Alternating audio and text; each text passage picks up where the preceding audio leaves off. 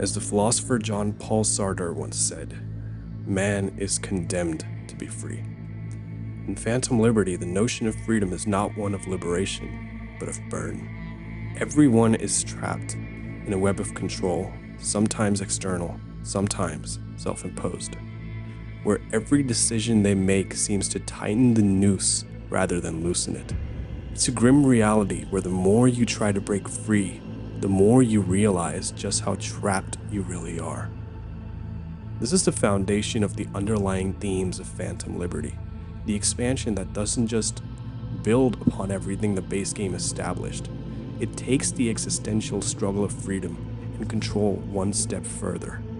The expansion dares to ask the most important question ever posed in Cyberpunk. Are we in control, or are we merely the controlled? What's fascinating is how Cyberpunk 2077 presents these questions through the simplest of setups.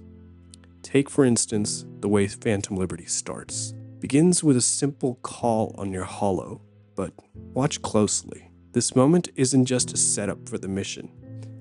It's also the introduction to the most crucial character in the expansion, Somi, also known as Songbird. She doesn't just call to request your help. She offers to save your life. From that moment, you're no longer operating in V's personal world of a Night City mercenary. You're thrust headfirst into a web of espionage, conspiracy, and a much larger game. The moment you accept Songbird's offer, you, the player, lose a measure of control. The focus shifts from your struggle to survive to a grander narrative, one where the forces around you pull the strings. Phantom Liberty doesn't just ask us to think about control. It makes us feel its weight through the decisions and dilemmas each character faces. Each of the key players in this expansion, Songbird, Reed, or V, struggles with their own form of control, whether imposed by others or self-imposed through their own choices and desires. Take Songbird, for instance. On the surface, she seems like one of the most empowered figures in the expansion. A brilliant netrunner capable of manipulating the digital world in ways most can't even fathom. Yet, her very abilities are the source of her imprisonment. Songbird is trapped, both literally and metaphorically, in a system where her value is tied to her power. She reaches out to V not as someone in control, but as someone desperate for escape. Her offer of salvation to V, while seeming like an act of agency, is born from a place of deep vulnerability. In truth, Songbird's entire arc reveals a brutal irony.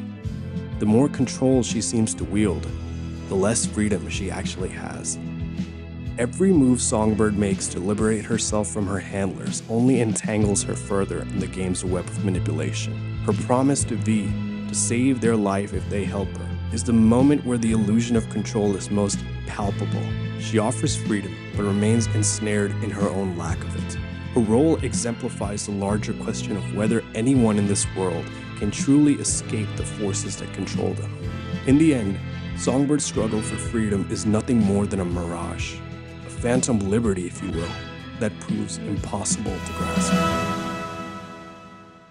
Similarly, Solomon Reed embodies a more subtle conflict.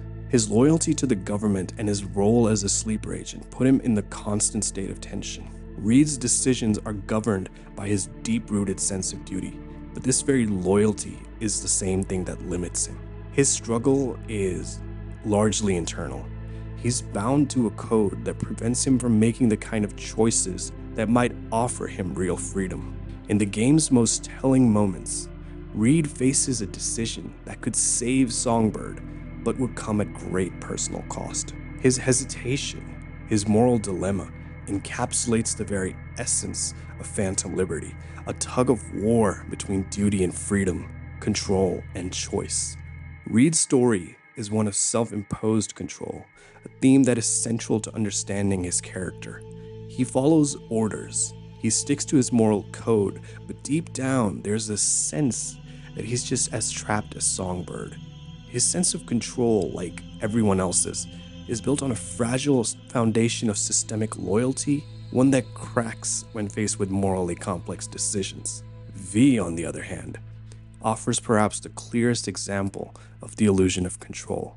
Throughout the game, we as players are given choices, decisions that seem to shape the story, determine outcome, and alter V's fate. But in Phantom Liberty, this sense of agency is constantly undermined. V's fate is dictated by forces beyond their control. The ticking time bomb in their head, the manipulation of Songbird, the push and pull of Reed's personal and national agendas. Every decision V makes feels like a step towards freedom, but in reality, it often draws them deeper into the game's intricate web of power plays. When V accepts Songbird's plea for help, it feels like a moment of control. V has agency, V can act. But as the story unfolds, the consequences of V's actions reveal how little control they truly had from the beginning.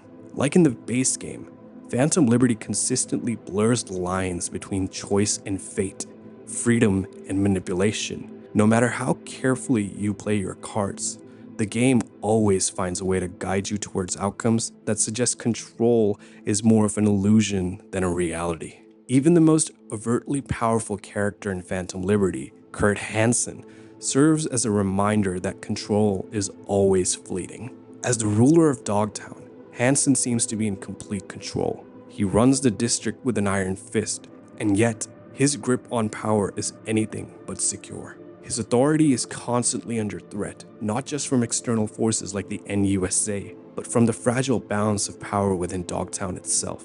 Hansen's control over his domain is precarious at best, a reflection of how even the most dominant figures in the world are at the mercy of even larger forces. In his dealings with the NUSA and President Myers, we see how Hansen's control is just as fragile as the freedom Songbird seeks. His power is an illusion, constantly eroded by competing interests and the political machinations surrounding him. Hansen, for all his dominance, is just another cog in the larger machine, trapped by the same systems of control that affect everyone else. Ultimately, Phantom Liberty forces us to confront one uncomfortable truth.